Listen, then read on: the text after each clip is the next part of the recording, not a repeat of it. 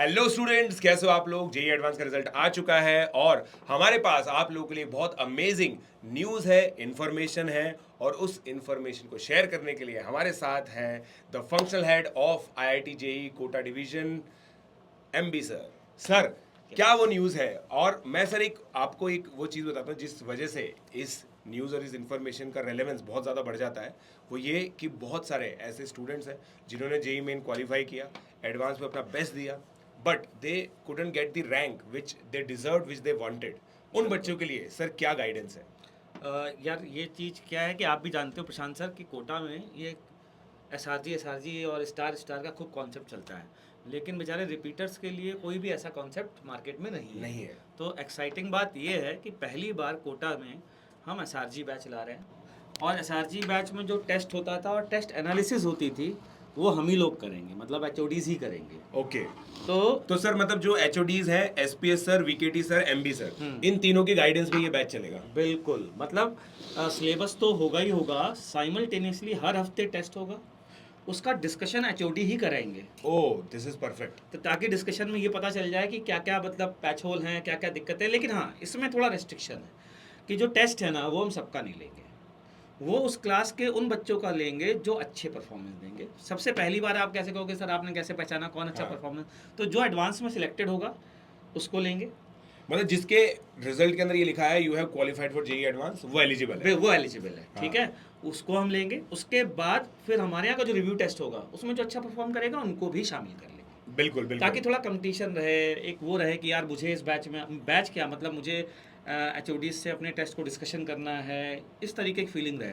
तो मेरा मानना ये है कि जितने भी आज तक मैंने टॉपर्स देखे हैं, टॉप 100 के बच्चे, वो पर्सनल जो केयर होती है, मतलब एक एक क्वेश्चन पे डिस्कशन, क्या गलती की, उसी से देखो रैंक बनती है सर। उसी से रैंक बनती आपने भी है इतनी रैंक निकाली, आप भी ये हाँ। बात जानते ही हो। हाँ। तो वो चीज़ ही हम देना चाह रहे हैं बेसिकली यहाँ पर। बिल्कुल। सो गाइज, मैं आप लोग को ये जो रैंक वाला जो पूरा गेम होता है ना, बच्चा बहुत अच्छा होता है, टीचर्स बहुत अच्छे होते हैं, स्टडी मटेरियल बहुत अच्छा होता है, यहाँ से बच्चा टॉप 500 तक पहुँच जाता है। बिल्कुल। मगर उसके बाद जो टॉप 100 की जो जर्नी होती है बिल्कुल लॉगरिथमिक स्केल है। बहुत ज़्यादा अमाउंट ऑफ इनपुट पे हाँ। बहुत छोटा अमाउंट ऑफ आउटपुट इम्प्रूव होता है। Perfect. तो मेरे हिसाब से ये जो चीज़ सर ने बताई है कि at the end of the day जो क्लास टेस्ट होंगे, रिव्यू टेस्ट होंगे, वीकली टेस्ट होंगे, उसमें हर एक क्वेश्चन के अंदर आप क्या गलती कर रहे हो उसका जो माइक्रो एनालिसिस है ना, वो बहुत ज़्यादा इंपॉर्टेंट हो जाता है। And sir I think it is a proven system, right sir? हाँ, प्रूवन है बिल्कुल। मतलब इतने जो कोटा का जो पूरा सिस्टम है, इतने हाँ। रैंकर्स प्रोड्यूस कर रहे हैं, मेरे हिसाब से इस बार भी पूरे इंडिया में किसी सिंगल सिटी से जो मैक्सिमम सिलेक्शन है वो शायद कोटा से ही है। बिल्कुल बिल्कुल, कोटा से ही है, और उसका रीज़न ही यही है। जो मतलब आप इंटरव्यू भी देखते हैं अगर बच्चों का, ये लोग जो भी बच्चों ने मेरे साथ इंटरव्यू दिया टॉप 100 ने, तो सबका यही मानना है कि यार ये क्लास टेस्ट और एनालिसिस जो पर्सनली आपने हमारे साथ की थी, बेसिकली उसी का फ़ायदा मिला है। तो इस कारण से मेरे ख्याल से ये प्रूवन सिस्टम तो है ही। बिल्कुल, this is a proven system guys. और इनफैक्ट इस बार का जो वैलिडेशन, अगर मैं इस बार की बात करूँ, जो हमारा जो सिस्टम था, सो शिवांशु, ध्रुव, ये दो पर्टिकुलरली ऐसे स्टूडेंट्स हैं जो टॉप 50 के अंदर है। जिन लोगों, मतलब टॉप 100 की भी बात नहीं कर रहे हम, टॉप 50 की बात कर रहे हैं। टॉप 100 में तो और भी लोग हैं। टॉप 50 में ये दो स्टूडेंट्स हैं जिन्होंने इन रिव्यू टेस्ट को प्रॉपरली दिया एंड अपने इंटरव्यूज़ में भी ये बात कही कि जो क्लास टेस्ट के माइक्रो एनालिसिस थे, they really help us in seeing in diversifying the problems that we see. और जब जेई एडवांस 2023 का पेपर हुआ, उन लोगों के लिए कुछ भी सरप्राइजिंग नहीं। बिल्कुल बिल्कुल, मतलब उनको सब चीज़ें बहुत नॉर्मल लगी। मतलब हम लोगों ने वो टेस्ट, अगर आपको याद हो सर, तो 50-50 मिनट्स में भी करवाए हैं। बिल्कुल। और सर उससे क्या ना, एक हैबिट हो जाती है कौन हाँ। कौन से क्वेश्चन छोड़ना। छोड़ने हैं। जैसे मैंने ध्रुव की सर आंसर की चेक की थी, उसने हाँ। चिमनी प्रॉब्लम छोड़ी हुई थी। क्या बात है, सोचो कि आप भाई कितना टाइम बचा लिया उसने। कितना टाइम बचा लिया। बहुत सारे चिमनी बच्चे प्रॉब्लम में जैसे बहुत सारे ऐसे बच्चे जिन्होंने जैसे अपने तुषार ने दिए। हाँ। तुषार ने बेचारे ने 6 मिनट एक में दिया, 6 मिनट 12 मिनट दिए। हाँ। अब 130 रैंक का मैं मान सकता हूँ रीज़न यही हो, क्या होता क्या वो पता टॉप टॉप 100 100 में आ जाता। बिल्कुल सही बात है। तो मतलब ये चीज़ तो है, मतलब कि ये सीखना, स्मार्टनेस बहुत ज़रूरी है कि यार किस कौन कौन सी प्रॉब्लम छोड़नी है। और मैं बताऊं, तुषार ने फिर भी जल्दी छोड़ दिया। मेरे पास तो ऐसे ऐसे एग्जाम्पल हैं हाँ। जो बहुत शार्प, बहुत ही अच्छे, मतलब टॉप 100 का फिक्स था उनका, और सिर्फ इस चिमनी प्रॉब्लम में उन्होंने 15-15 मिनट दे के आए। और इस वजह से वो बाहर हो गए। बाहर हो गए। तो गाइज, यही जो एक पॉइंटेड गाइडेंस होती है ना, यही रिक्वायर्ड है। सो सर ये बैच कब से स्टार्ट हो रहा है, कैसे इसमें एनरोल कर सकते हैं? बिल्कुल, सबसे पहली चीज़ हमने पहले इसमें क्राइटेरिया रखा था कि यार केवल सिलेक्टेड कैंडिडेट ही लेंगे, लेकिन फिर मुझे लगा नहीं यार, एनालिसिस हम सिलेक्टेड के साथ करेंगे, हम मौका सबको देना चाहिए क्योंकि हर बच्चा चाहता है कि यार ये टॉप एजुकेटर्स जो एचओडीज हम उनकी एनालिसिस करें।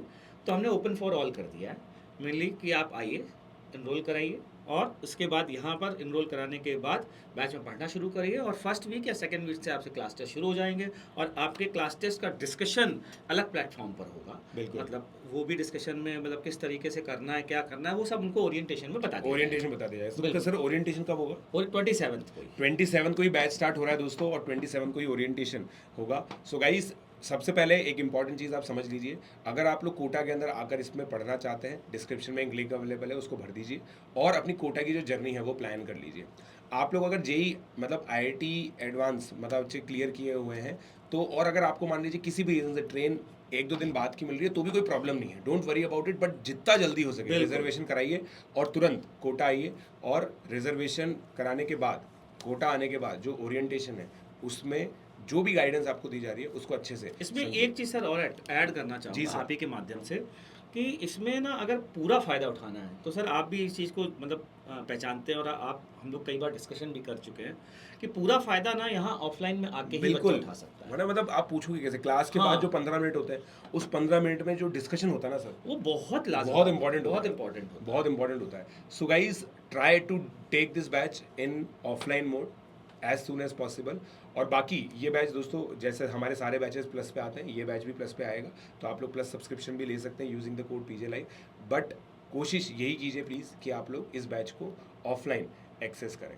तो सर एक लास्ट जो चीज़ है जो मैं बच्चों की तरफ से आपसे पूछना चाहूँगा कि अगर बच्चा इस बैच को रिलीजियसली फॉलो करे तो क्या उसके टॉप रैंक पॉसिबल है जेई के अंदर? बिल्कुल पॉसिबल है। मतलब मैं खुलेआम ये बात कह रहा हूँ कि अगर वो रिलीजियसली फॉलो करता है, एक भी टेस्ट मिस नहीं करता है, हमारे डिस्कशन में हमारी बात सुनता है, तो मतलब गारंटी टाइप की है कि वो अच्छी रैंक लाके ही रहेगा और बहुत इम्प्रूवमेंट आएगा। मतलब मैं ये इससे बिल्कुल। ज़्यादा क्या कह सकता हूँ। बिल्कुल सही guys. So the batch is validated by the man himself, MB sir.